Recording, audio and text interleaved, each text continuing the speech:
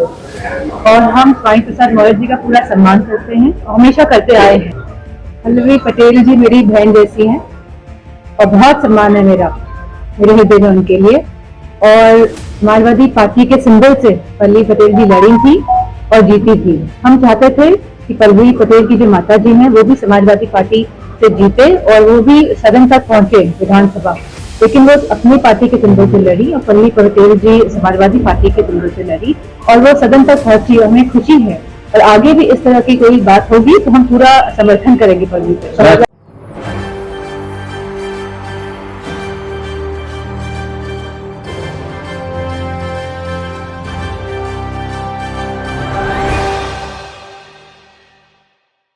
नमस्कार, मैं नाज़मीन खान और आप देख रहे हैं SPN 9 न्यूज।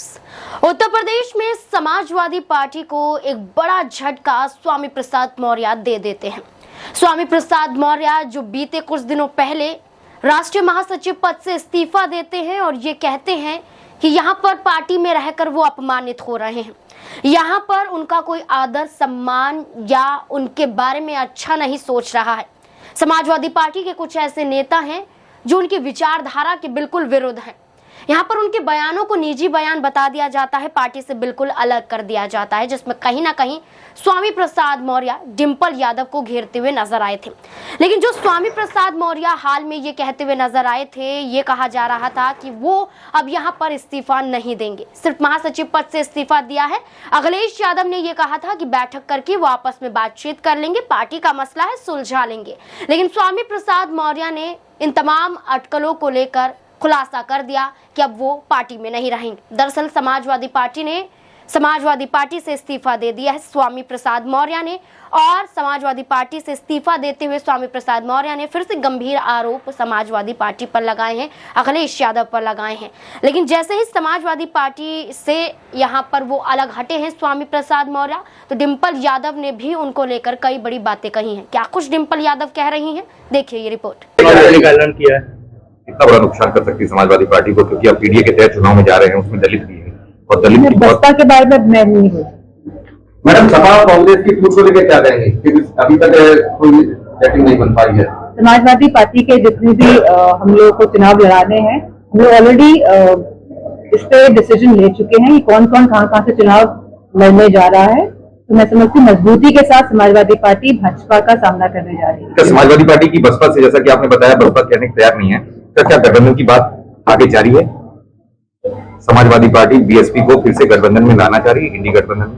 मैं इस बारे में कुछ प्रसाद मौर्य ने आज समाजवादी पार्टी से इस्तीफा देकर पार्टी करने का ऐलान कर दिया, मीटिंग कर रहे हैं, एमएलसी पद से भी इस्तीफा दे दिया। मीडिया के लगातार विकेट कैसे देख रही है, क्या कहना चाहते हैं? मैं समझती हूँ कि चुनाव के दौरान स्वामी प्रसाद मौर्य जी पार्टी में आए थे और वो चुनाव नहीं जीत पाए थे। उसके बावजूद भी समाजवादी पार्टी ने उन्हें एमएलसी बना के विधानसभा में भेजने का काम किया है और हम स्वामी प्रसाद मौर्य जी का पूरा सम्मान करते हैं और हमेशा करते आए हैं। डिंपल यादव को आपने सुना। डिंपल यादव यहाँ पर ये कहती हुई नजर आती हैं कि हम स्वामी प्रसाद मौर्य का सम्मान करते हैं, वो हमारे बड़े हैं, हम उनका आदर करते हैं। यहाँ पर भी डिंपल यादव ने पार्टी के विरुद्ध कोई बयान नहीं दिया, अपने पति के खिलाफ कोई बयान नहीं दिया, न ही अखिलेश यादव के खिलाफ बयान दिया, न ही स्वामी प्रसाद मौर्य के खिलाफ बयान दिया।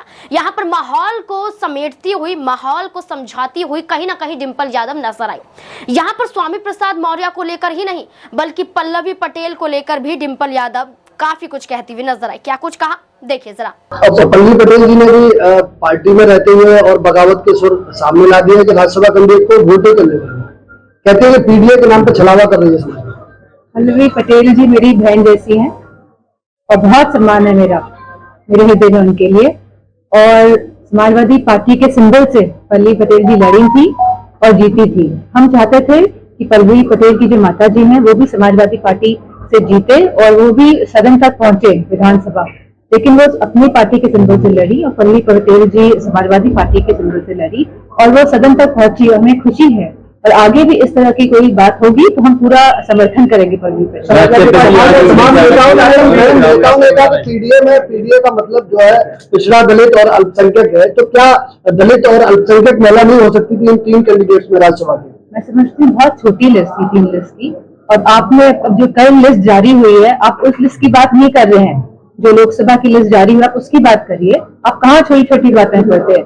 समाजवादी पार्टी ने हमेशा नेताजी के समय से पीडीए की बात करी है, पीडीए के लोगों को आगे लेके आए हैं। और समाजवादी पार्टी की जो विचारधारा है वो ये नहीं है कि पीडीए तक ही सीमित है। हम अगड़ों को भी साथ लेके चले हैं, गरीबों को भी, जो भी शोषित वर्ग है उन सबको लेके आगे चलते आए हैं, पीछे भी और चलते रहेंगे।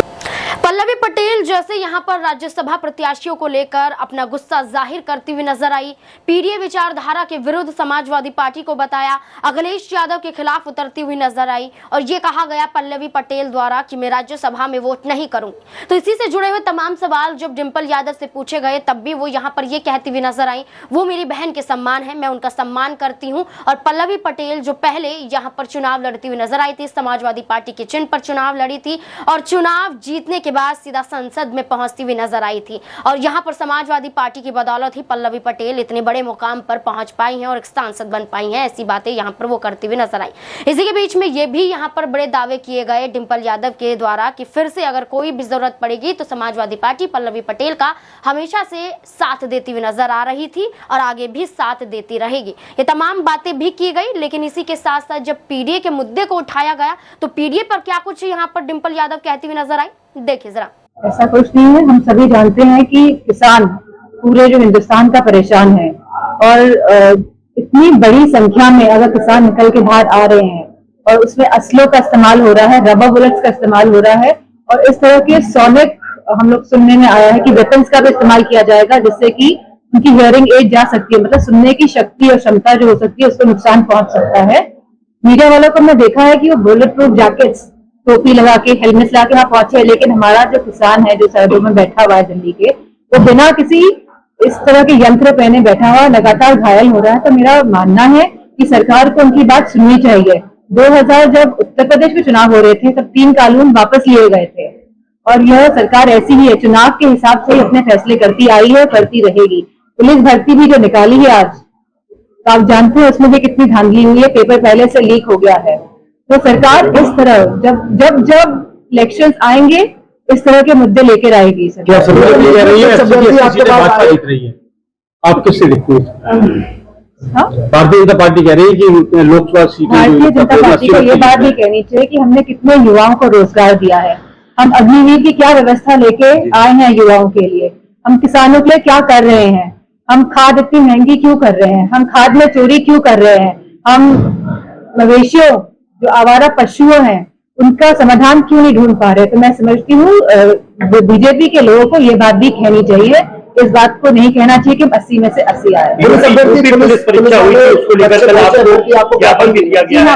में और टेलीग्राम में नहीं, अब ये तो उत्तर प्रदेश की सरकार डिसाइड करेगी कि इसमें उसको एक कमेटी बना के इसकी जांच करानी चाहिए, क्योंकि ये अन्याय होगा हमारे युवाओं के साथ अगर पेपर लीक हुआ है उसके बावजूद भी इस तरह की भर्ती आगे बढ़ती है। डिंपल यादव ने जिस तरीके से अपनी पार्टी की विचारधारा को लेकर यहाँ पर बताया, समाजवादी पार्टी के जिन प्रत्याशियों को उतारा गया है उनको लेकर बताया, यहाँ पर तमाम मुद्दों पर डिंपल यादव चर्चा करती हुई नजर आई और कहीं ना कहीं स्वामी प्रसाद मौर्य का सम्मान करने की बात जो वो कहती हुई नजर आई से झलकता हुआ नजर आया कि वो चाहती है कि स्वामी प्रसाद मौर्य फिर से समाजवादी पार्टी से जुड़ जाएं। एक बड़ी बैठक होती हुई नजर आए और यहाँ पर बैठक में स्वामी प्रसाद मौर्य अपनी नाराजगी का कारण सही तरीके से बताएं और नाराजगी दूर की जाए ताकि समाजवादी पार्टी टूटने की कगार पर ना पहुंचे। लेकिन जिस तरीके से एक एक करके समाजवादी पार्टी को सब छोड़ रहे हैं, जयंत चौधरी, स्वामी प्रसाद मौर्य, अब क्या पल्लवी पटेल भी साथ छोड़ती हुई नजर आएंगी? क्या लगता है आपको? कमेंट बॉक्स में जरूर बताएं। देखते रहें SPN9 न्यूज। धन्यवाद।